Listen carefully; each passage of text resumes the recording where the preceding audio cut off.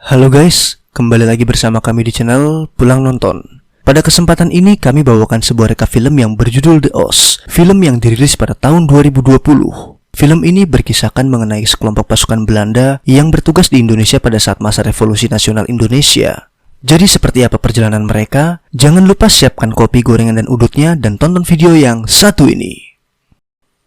Film akan berfokus kepada salah satu prajurit kolonial Belanda yang bernama Johan. Saat ini dia dikirimkan menuju Hindia Belanda demi sebuah misi. Sesampainya dia di Batavia, dia pun mendapatkan penugasan di Semarang untuk menumpas pemberontak bagi kaum-kaumnya si Johan.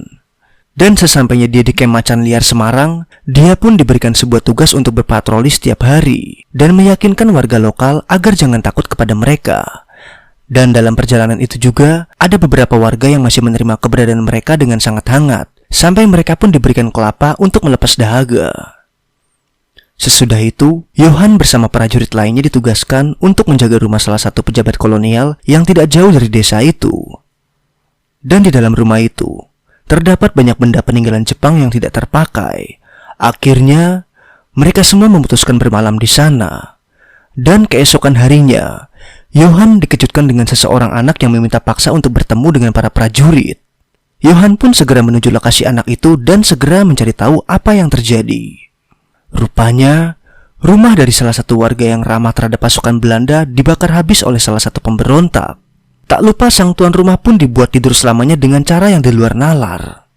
Pada hari itu merupakan hari terberat bagi Johan, karena baru saja melihat sebuah peristiwa yang tidak mengenakan bagi dirinya. Lalu keesokan harinya, Johan bersama tim melakukan inspeksi keamanan di tengah kota. Tak lupa, Johan membeli sebuah pecel dari seorang kewes anu gelis yang menjadi pedagangnya.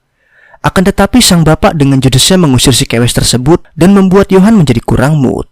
Dan di saat Johan bersama rekan-rekan sedang menikmati santap pagi, mereka dikejutkan oleh segerombolan tentara Jepang yang menyiksa salah satu warga. Dengan rasa iba, Johan menolong warga itu dan mendatangi pasukan Jepang itu untuk menghentikan aksinya. Namun prajurit Jepang itu pun merasa tersinggung. Lalu, salah satu rekan pun meminta Johan agar mundur. Dan tiba-tiba, datanglah seorang mamang misterius dengan mengendarai mobil jeep. Dengan gantengnya dia pun segera memukul serdadu Jepang itu dan memberikan sebuah todongan kasih sayang. Suasana menjadi mencekam, dan tak lupa, Johan segera menodongkan kasih sayang kepada serdadu Jepang itu. Karena dirasa prajurit Jepang itu akan kalah, seketika mereka pun terpaksa menyerah dan memilih untuk mundur. Dan setelah kejadian tersebut, Johan mulai menanyakan orang itu kepada salah satu temannya. Temannya hanya bisa menjawab kalau dia adalah si Turki, atau bisa kita sebut sebagai Westerling. Tak lupa teman Johan ini pun memberitahukan di mana rumah Westerling tersebut. Dan sesampainya mereka semua di camp, Johan segera menuju lokasi Westerling dari jalur belakang camp. Sesampainya Johan di lokasi, rupanya Westerling tinggal bersama wanita pribumi di sana. Lalu malam pun poek. Johan bersama lainnya kembali ke kota untuk menikmati hiburan sejenak. Mereka menikmati tarian barong, tarian Bali, dan bahkan Iclik Bos jangan lupa loh ya.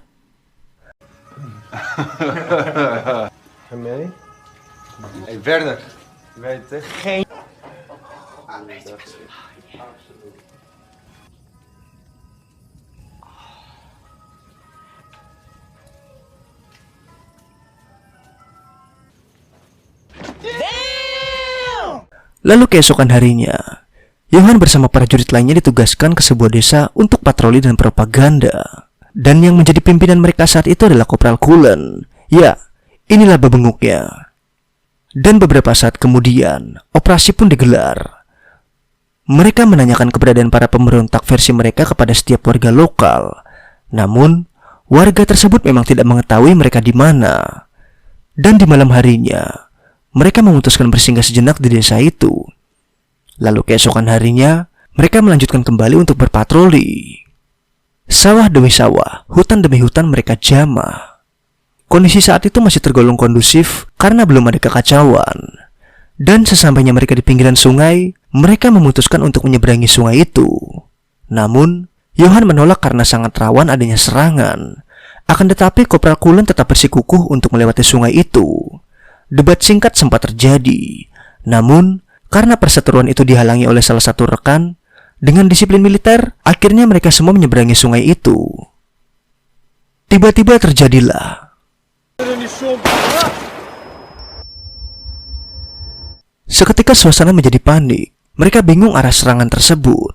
Akhirnya, salah seorang prajurit tadi diberikan sebuah pertolongan darurat oleh Johan. Akan tetapi, usaha itu pun sia-sia. Salah seorang rekan baik dari Johan harus berpulang. Lalu saat di pemakaman, Johan melihat Westerling yang sedang bersama mereka dari kejauhan. Dan di malam harinya, mereka kembali bersantai sejenak demi menghilangkan trauma. Akan tetapi karena salah satu teman Johan menjadi mabuk, dia pun membuat satu nada provokasi kepada foto sang ratu. Rupanya, di situ pun terdapat unit pasukan pendudukan kolonial yang dipimpin putra daerah dari timur. Suasana menjadi panas, dan akhirnya terjadilah.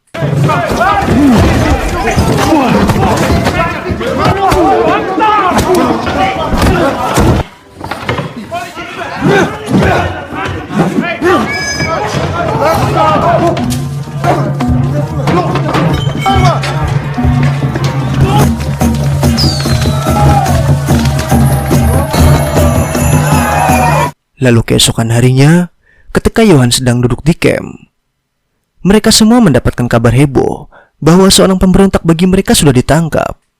Seketika mereka semua pun mendatangi pemberontak itu dan tak lupa memberikan sumber kasih sayang mereka. Setelah itu, datanglah sang pimpinan dan menyuruh agar diam. Setelah kejadian itu, datanglah juga Westerling dan langsung menuju ruangan penangkapan. Dan di malam harinya, Johan berada tepat di depan ruangan tersebut dan Westerling seketika meminta tolong kepada Johan agar mencarikan aki mobil. Seketika Johan menuruti perkataan Westerling. Sesudah Johan mengantarkan aki tersebut ke ruangan penyekapan, dia pun melakukan sebuah kegiatan yang pokoknya sadis lah.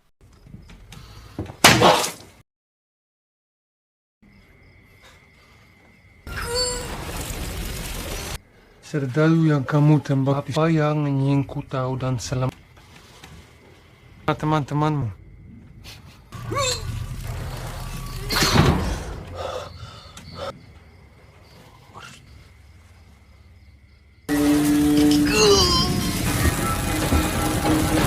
Lalu keesokan harinya ketika Johan sedang berjaga, dia dikejutkan oleh warga lokal yang meminta tolong. Lalu warga lokal itu pun membuka suara akan pergerakan pasukan pemberontak bagi Belanda dan menunjukkan lokasi rumahnya di sebuah peta. Akan tetapi, sang pimpinan tidak ingin membantu karena terlalu berisiko. Setelah itu, pimpinan menyuruh mereka berdua untuk pergi. Akan tetapi, Johan bersikeras menyuruh orang tersebut untuk bertemu dengannya di sebuah lokasi, yang tak lain adalah rumah Westerling. Sesampainya mereka di rumah Westerling, seketika mereka mengadakan rapat singkat dan memutuskan waktu operasinya. Lalu di malam harinya, ketika semua prajurit sedang tidur, Johan bergegas keluar menuju rumah Westerling. Setibanya dia di sana, dia pun kembali bertemu Samuel yang sudah diajak gelut di bar 2 hari yang lalu. Mereka pun akhirnya mempersiapkan segala barang yang dibawa dan segera melakukan operasi malam. Dan setibanya mereka bertiga di lokasi, seketika Westerling pun melakukan.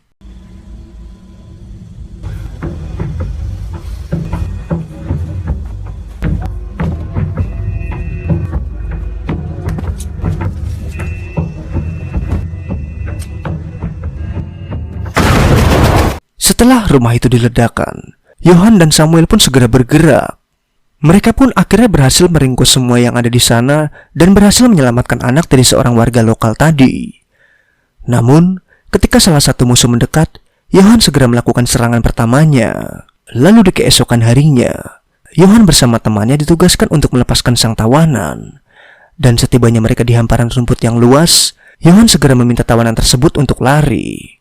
Akan tetapi bukanlah akal-akalan Belanda kalau nggak begitu. Seketika Johan pun melakukan serangan dan membuat tawanan itu pun untuk tidur selamanya.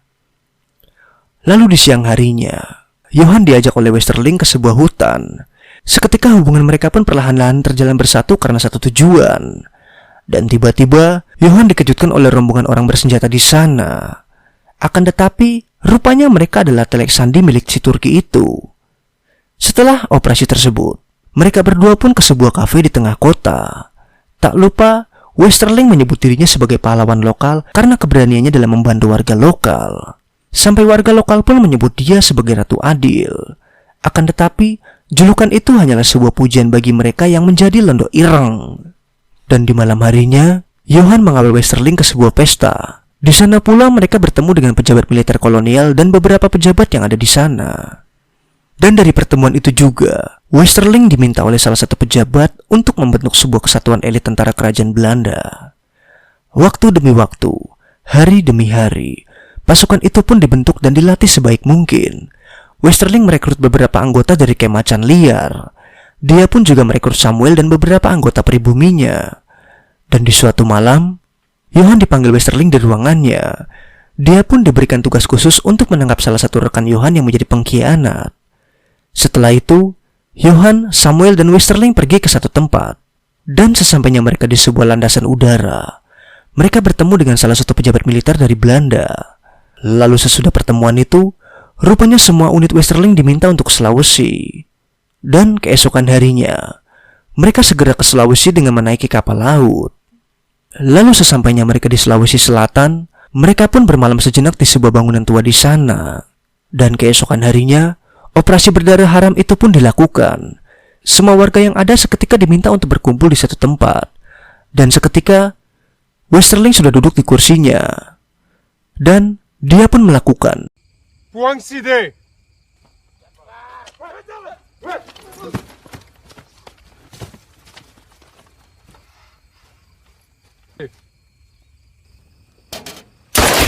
Setelah aksi itu, Johan hanya bisa terdiam dan dia pun kena mental. Hari demi hari, operasi haram itu sudah dilakukan entah yang keberapa. Dan ketika Westerling kembali duduk di bangku kesayangannya, dia pun melakukan Harumlah Kajang.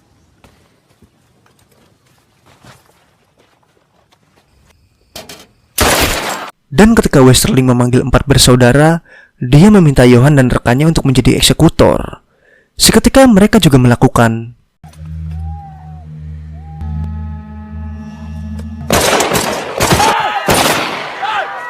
Setelah momen kelam tersebut, mereka kembali bermukim di sebuah gereja tua. Dan keesokan harinya, mereka kembali melakukan aksi tersebut.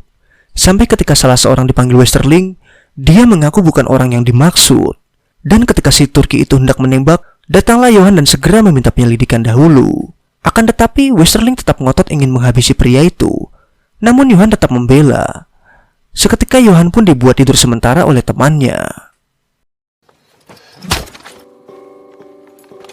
Setelah Johan sadar, dia pun tak lupa diberikan sebuah kasih sayang berupa siksaan dari si Turki. Bukan hanya pukulan, tapi juga siksaan batin tentang keluarga Johan yang merupakan anggota partai terlarang dari Jerman.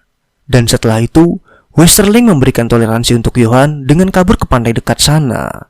Tak lupa dia pun dibekali sebilah pisau untuk kabur. Setelah itu, dia pun langsung kabur tanpa menoleh ke belakang. Malam pun semakin larut. Suasana menjadi mencekam. Lalu dia pun tak henti-hentinya mendengar suara serdadu itu yang mengejar Johan.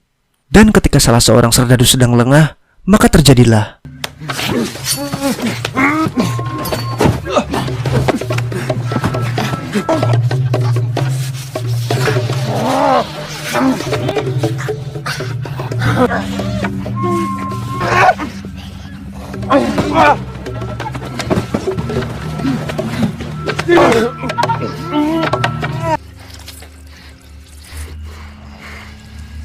Setelah Johan memenangkan pertarungan, dia pun tak lupa memberikan todongan kasih sayang kepada salah seorang rekan dia. Tak lupa, dia pun memberikan pukulan kasih sayang dan segera menuju pantai. Lalu ketika Johan pikir sudah berhasil, akhirnya dia segera menuju hamparan pasir pantai. Akan tetapi, rupanya si Turki itu pun sudah menunggu dia di sana. Aksi saling todong pun sempat terjadi. Namun, Johan memilih pergi. Dan ketika dia sudah berjalan beberapa meter, seketika dia pun mendapatkan serangan. Akhirnya Johan dibiarkan menderita oleh Westerling sampai dirinya pun menjadi kesakitan. Setelah itu, Westerling meninggalkan Johan. Lalu beberapa tahun kemudian, setelah masa perang usai, kita diperlihatkan Westerling yang sudah menikmati masa pensiunnya sebagai penyanyi opera. Seketika, muncullah Johan dengan kondisi yang amat buruk di belakang Westerling.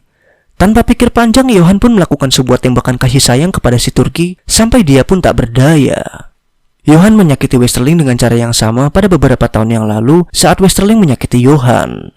Setelah momen itu, Johan segera mengokop senjata itu dan tamat. Ending yang sangat membagongkan.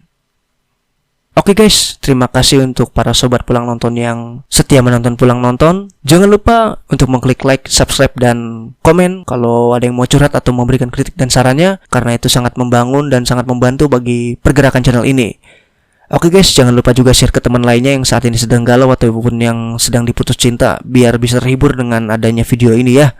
Sampai jumpa di video selanjutnya. Akhir kata dari saya, Mas Yo, yang menjadi perwakilan dari direksi pulang nonton, mengucapkan adios.